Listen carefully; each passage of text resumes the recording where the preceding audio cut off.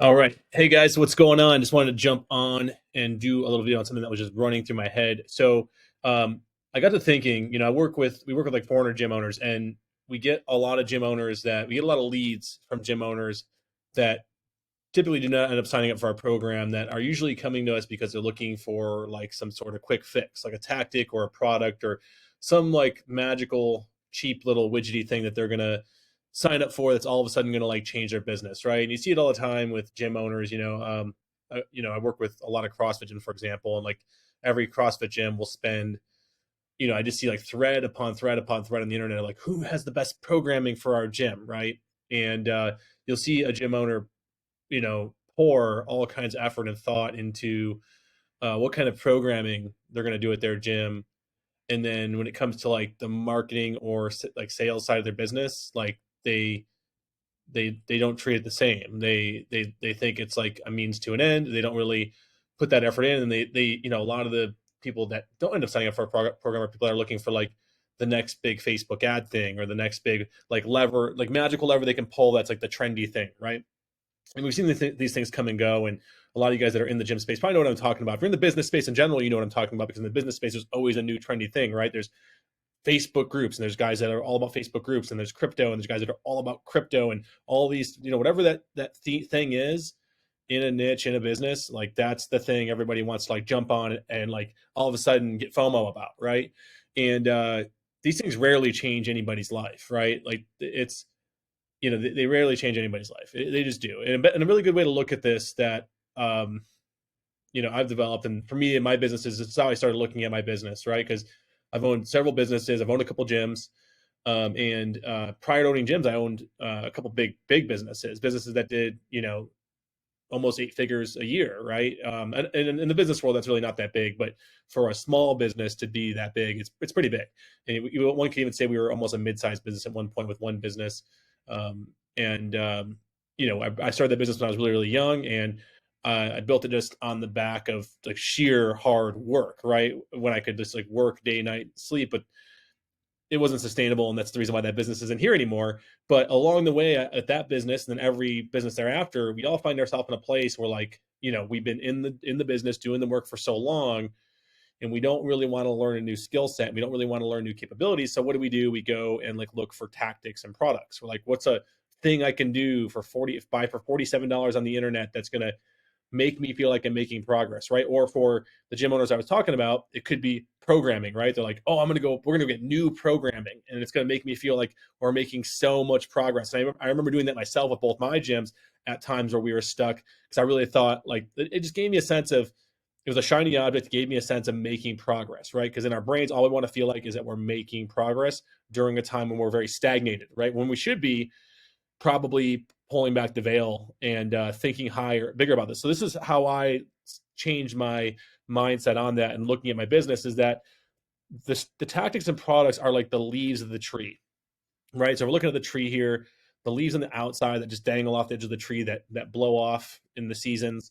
Those are your tactics and your product, right? The things you can buy, and these are like things you're capable of doing. These, and then branches are your strategy, right? So your branches are like how your business behaves, the bigger picture. Like it's not about, you know, the widget, right? Facebook ads versus Google ads versus organic search, for example. It's, more or less, what does our marketing funnel look like, right? And so a lot of business owners, will get themselves in trouble with marketing, for example. We see it all the time with gyms that come to work with us that we fix, is they're like thinking about what's the next marketing thing. It's like, oh, your entire marketing funnel sucks. It's not good. Like it's broken, and like you're already getting traffic, and the traffic is just spewing out of the side of it and not finding its way in front of you, right? And if we just fix that, now you have enough lead gen to grow your business, right? So the strategy sometimes is broken and not the tactic, right? And then you can look at the trunk of the tree as your psychology or your philosophy on how you run your business, right? Your overall view on your business, your mindset around your business, and what it is that you're doing, right? Like the bigger picture of what you're doing. And then your roots that support the whole thing, of the tree, are your core business's core values, right? And then a little thing I threw out on top of this, I recently thought I thought of when I was literally writing all this down, is that your vision is actually what you want the tree to look like, right? So, what you want the tree to look like determines how you water it, and, how all these things come together, right? Because how you pay attention to your business is you watering the tree, right? So your vision, so your roots are your core values, right? So when you, what I like to think about how I like to think about business is not different from a human. Actually, a business is actually very much like a human. In fact, in the eyes of the Internal Revenue Service, the in the taxing bodies in most countries, a business actually has a social security number. An EIN is the same number it is as a social security number. So in the eyes of the government, it's actually a living entity. And I like to treat businesses as if they are living entities.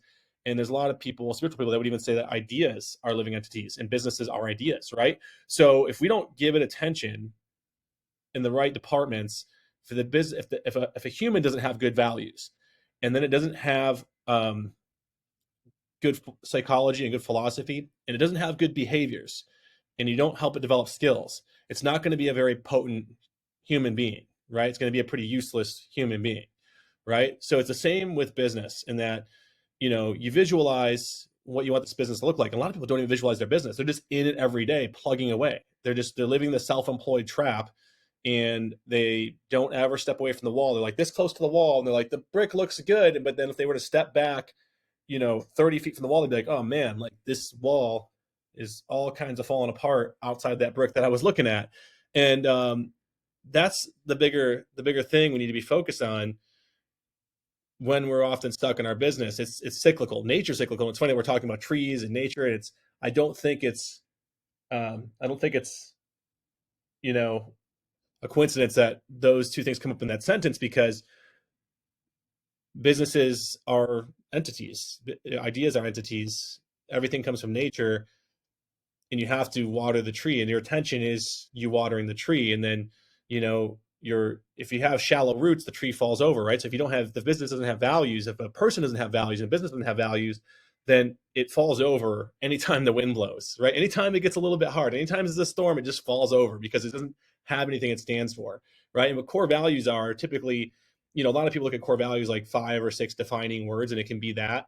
It can be your mission, it can be your the kind of type of impact you want to have, the thing that drives you to do this every day, regardless of whether or not you're being paid, because it's really hard to run a business if you're not mission driven, right?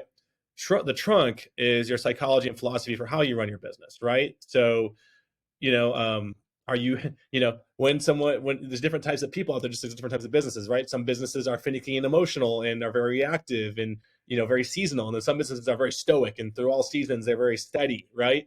And so it's learning how to put the things underneath that, which are your strategies that help support that psychology and philosophy, because what we do out in the world gets mirrored back to us, right? So if our behaviors are very frantic and emotional, then our business is psychologically and philosophically going to be a little bit off base, a little shaky, right? And when the wind blows just a little bit, people are going to start to get rattled, right? Your employees get rattled, right? And then your leaves are, of course, your tactics and your products, which you kind of go, before you go buy tactics and products, you should reevaluate everything else, right? Which is why when like we work with gyms, the big little gyms, the first thing we do is strip it all down. We're like, hey, like, and we don't force every gym to go through this, because there's a lot of gyms that have this stuff together that come with us, and we're not one of these companies that like makes a gym owner go through like their entire syllabus of like thousands of hours of content just to do it, because not everybody needs to do it, but it is more or less plugging those holes. And then the proper thing that you need to do, the proper skill you need to go develop and get a tactic and or buy a product for, often presents itself. And then you're like, yeah, plug that in, right? Plug in Facebook ads, because we realize that like we don't have enough traffic in our funnel, or hey, lead generation is a problem, so we have plenty of traffic, so we need to get our lead generation stuff dialed in so all that traffic converts into leads, right? Or is it follow up, right? Which for a lot of gyms it often is. So is it, hey, we need to get a good follow up automation system in place to make sure these leads are going from being leads and getting followed up in a very timely fashion, because if I don't call them, someone else is going to, and getting them booked to come into the gym. And then once they show up, having a good sales process, right? And is your sales process dialed in? If your sales process is not dialed in, then maybe that's where you need training. Maybe those are the tactics and products you're going to buy, right? And there are tactics and products that fit each of those stages of a good strategy, right? There are traffic tactics and products you can deploy. There are lead generation tactics and products you can deploy. There are follow-up tactics and products you can deploy, and there are sales tactics and products that you can deploy, right? when you don't know what your strategy looks like, you can't see which one to invest in. So you might think, I'm not getting members, so that must mean I need to run Facebook ads because that's what everybody's doing. But meanwhile, you already have a bunch of traffic coming from an organic source. You're just not converting it. So you go run Facebook ads and you get more of the same thing. You get more of the suboptimal result because you're not actually fixing what's wrong. You're just going after a tactic because it's what sounds like you should do because everybody else is doing it, right? And then, so yeah, guys, I mean, that's really what it's all about. Because at the end of the day, like in growing your business, it's very simple steps to growing a profit, right? So profit is really the delta between how much you sell and how much you spent, right? It's that amount, right? And essentially that graph, if we look at it, if in order to grow profit, like if revenue stays the same, that means expenses need to come down and it widens the gap, right? Or if say expenses stay the same and we grow revenue, then it widens the gap, right? Now you might say a really easy way for me to grow my profit is to cut my expenses, right? But that's kind of like how people on the internet love to talk about, hey, don't drink Starbucks every day and you'll be a millionaire.